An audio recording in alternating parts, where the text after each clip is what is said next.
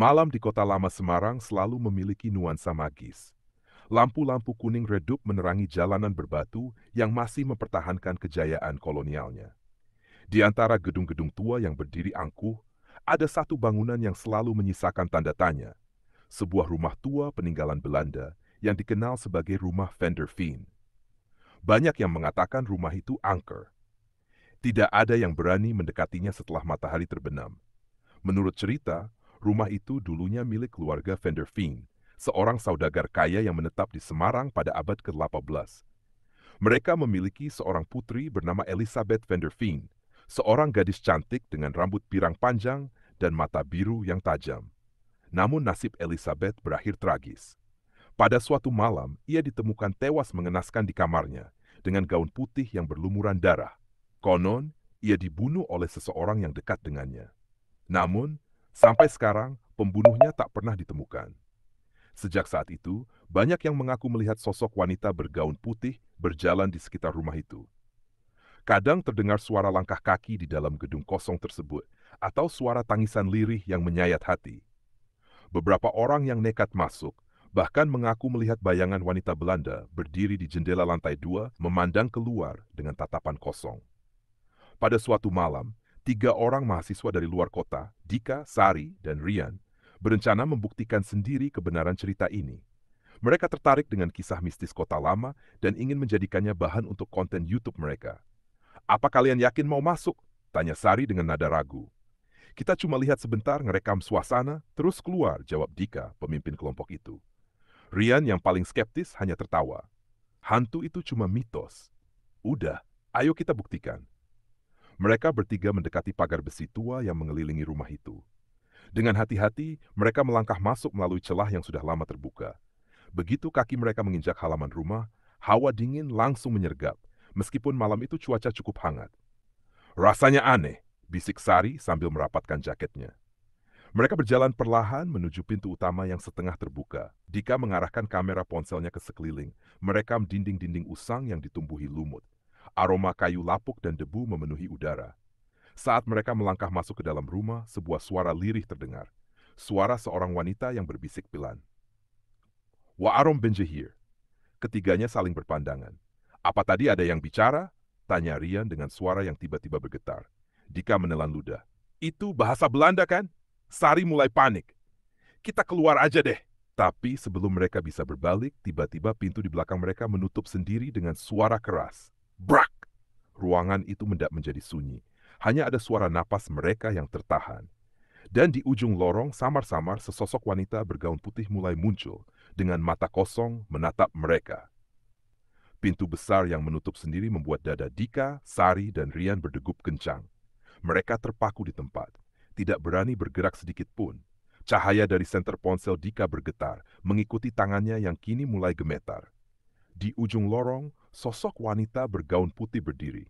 Rambut pirangnya jatuh menutupi sebagian wajahnya, tetapi mata kosongnya terlihat jelas dalam kegelapan. "Si siapa itu?" bisik Sari dengan suara hampir tak terdengar. Wanita itu tidak menjawab. Langkah kakinya tidak terdengar, tapi sosoknya semakin mendekat, seolah melayang di udara. Gaunnya yang lusuh bergoyang pelan, seperti diterpa angin yang tak ada. Tiba-tiba, suara berbisik kembali terdengar di sekitar mereka. Kali ini lebih jelas. "Ga, wek, let me met rust." Dika merasakan bulu kuduknya meremang. Ia tidak mengerti bahasa Belanda, tapi intonasi suara itu penuh ketakutan. "Apa maksudnya?" tanya Rian, suaranya mulai goyah. Sari yang sedikit mengerti bahasa asing berbisik, dia bilang, "Pergilah, biarkan aku sendiri." Tiba-tiba lampu ponsel mereka berkedip-kedip, lalu mati total. Ruangan itu berubah menjadi kegelapan pekat. "Aduh, kenapa mati semua?" Rian panik sambil menekan-nekan tombol ponselnya. Dika mencoba menenangkan diri. "Oke, kita harus tetap tenang, mungkin ada gangguan sinyal atau sesuatu." Namun, sebelum mereka bisa berpikir lebih jauh, terdengar suara tawa kecil. Suara seorang gadis. Lirih, nyaris seperti angin yang berbisik di telinga mereka. Sari mulai menangis pelan. "Dika, aku nggak mau di sini. Aku takut." Tiba-tiba tangan dingin menyentuh bahu Dika dari belakang. Refleks ia menoleh. Tapi tidak ada siapa-siapa. "Oke, kita keluar sekarang," seru Rian. Mereka bertiga berlari menuju pintu yang tadi tertutup sendiri. Dika mencoba menarik gagangnya, tetapi pintu itu tidak mau terbuka. "Dorong sama-sama!" Rian ikut membantu. sementara Sari hanya bisa menangis di sudut. Namun, sebelum mereka bisa membuka pintu, sesuatu yang jauh lebih mengerikan terjadi. Dinding-dinding di sekitar mereka mulai berubah. Warna cat yang semula kusam tiba-tiba tak tampak seperti baru kembali. Lilin-lilin menyala di sepanjang lorong, dan rumah itu berubah seperti sedang berada di masa lalu. Tiba-tiba, mereka tidak lagi berada di 2025. Di depan mereka, pemandangan yang tak masuk akal terlihat. Seorang gadis muda berpakaian khas noni Belanda tengah duduk di sebuah meja kayu besar, menangis terseduh. Di sekelilingnya, beberapa pria berseragam seperti tentara kolonial berdiri dengan ekspresi marah. Salah satu dari mereka berteriak dalam bahasa Belanda, "Je hebt ons verraden, Elisabeth!" Dika membelalakan mata. Sari menutup mulutnya, tidak percaya dengan apa yang mereka lihat. Dika, Sari, dan Rian berdiri kaku, menyaksikan pemandangan yang mustahil terjadi. Mereka seperti berada di dimensi lain, masa lalu yang hidup kembali di depan mata mereka.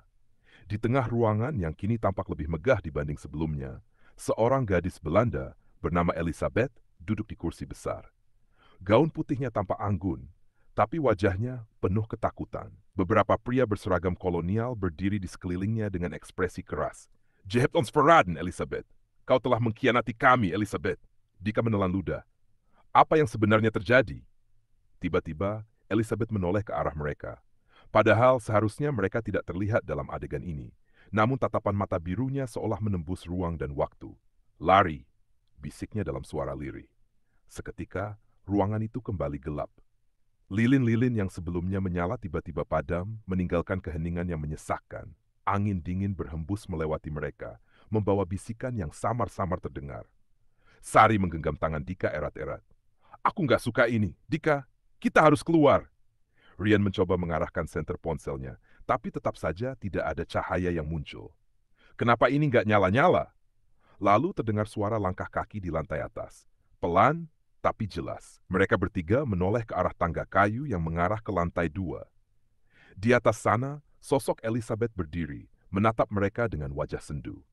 Kali ini, ia tidak terlihat seperti bagian dari masa lalu. Ia benar-benar ada di sana, di dunia mereka. "Kalian harus pergi sebelum dia datang," katanya dengan suara bergetar. Dika memberanikan diri bertanya, "Siapa yang akan datang?" Namun sebelum Elizabeth sempat menjawab, suara keras menggema di dalam rumah, seperti sesuatu yang jatuh atau terbanting. Elizabeth menoleh panik ke belakang, lalu kembali menatap mereka dengan ekspresi mendesak. "Pergi sekarang." Tanpa pikir panjang, mereka bertiga berlari menuju pintu. Kali ini pintu itu terbuka dengan mudah. Begitu mereka keluar, udara malam yang dingin langsung menyergap. Mereka terus berlari hingga mencapai trotoar di luar pagar rumah tua itu. Begitu mereka menoleh ke belakang, rumah itu kembali seperti semula. Kusam, kosong, dan sunyi. Tidak ada cahaya lilin, tidak ada sosok Elizabeth. Hanya bangunan tua yang berdiri angkuh di tengah kegelapan. Sari masih terengah-engah. "Apa yang tadi kita lihat, itu nyata?" Dika mengangguk pelan. "Aku rasa Elizabeth ingin menunjukkan sesuatu ke kita."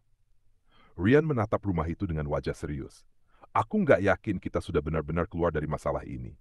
Dari dalam rumah, samar-samar terdengar suara bisikan yang mengalun lembut. Dika, Sari, dan Rian masih berdiri di luar pagar rumah tua itu. Napas mereka belum juga stabil setelah kejadian barusan. Rumah Van der Veen tampak sunyi, seolah tidak pernah terjadi apa-apa. Tapi mereka tahu ada sesuatu yang ingin diceritakan oleh Elizabeth. "Aku nggak bisa berhenti mikirin kata-kata terakhirnya," gumam Sari.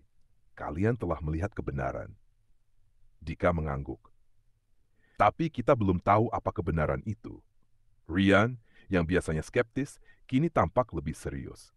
"Kalau benar Elizabeth ingin menunjukkan sesuatu ke kita, mungkin kita harus cari tahu tentang dia." Tanpa menunggu lama, mereka pergi ke perpustakaan kota yang masih buka hingga larut malam. Mereka berharap bisa menemukan arsip lama tentang keluarga Van der Veen. Setelah beberapa lama mencari, Sari menemukan sebuah artikel lama dari tahun 1200-an. "Tragedi di Rumah Van der Veen, Misteri Kematian Elizabeth." Mata mereka membelalak saat membaca artikel itu. Ternyata Elizabeth bukan sekadar noni Belanda biasa. Ia dikenal sebagai gadis yang baik hati dan sering membantu penduduk pribumi secara diam-diam. Namun keluarganya menentang perbuatannya, karena saat itu hubungan antara penjajah dan pribumi sangat terbatas. Artikel itu menyebutkan bahwa suatu malam, Elizabeth ditemukan tak bernyawa di kamarnya. Namun, ada satu kejanggalan. Hasil penyelidikan tidak pernah dipublikasikan secara resmi, dan kasusnya tiba-tiba ditutup. Ada sesuatu yang mereka sembunyikan, kata Ryan sambil mengetuk-ngetukkan jarinya di meja. Dika menelusuri halaman berikutnya dan menemukan potongan catatan dari seorang saksi mata. Seorang pelayan pribumi pernah mendengar perdebatan sengit antara Elizabeth dan keluarganya malam sebelum ia ditemukan tak bernyawa. Aku tidak bisa membiarkan ini terus terjadi. Elizabeth dikatakan telah berkata demikian sebelum semuanya berakhir. Sari menatap kedua temannya. Aku rasa kita sudah tahu apa yang ingin dia tunjukkan ke kita. Elizabeth bukan sekadar hantu yang gentayangan. Ia ingin agar kisahnya yang terlupakan diingat kembali. Ia ingin kebenaran tentang hidup dan kematiannya terungkap. Keesokan harinya, mereka mengunggah hasil riset mereka ke media sosial dan menceritakan pengalaman mereka di rumah Van der Veen. Video itu menjadi viral, dan banyak orang mulai tertarik menelusuri sejarah yang selama ini tersembunyi. Beberapa minggu setelahnya, pemerintah kota mulai meninjau ulang arsip sejarah kota lama Semarang. Fakta-fakta baru terungkap, dan kisah Elizabeth Van der Veen akhirnya mendapatkan perhatian yang layak. Suatu malam, Dika kembali melewati rumah tua itu. Ia mentap jendela lantai 2, tempat Elizabeth sering terlihat. Malam itu tidak ada sosok putih di sana. Tidak ada bisikan, tidak ada suara kaki, keheningan damai. Seolah Elizabeth akhirnya bisa beristirahat dengan tenang.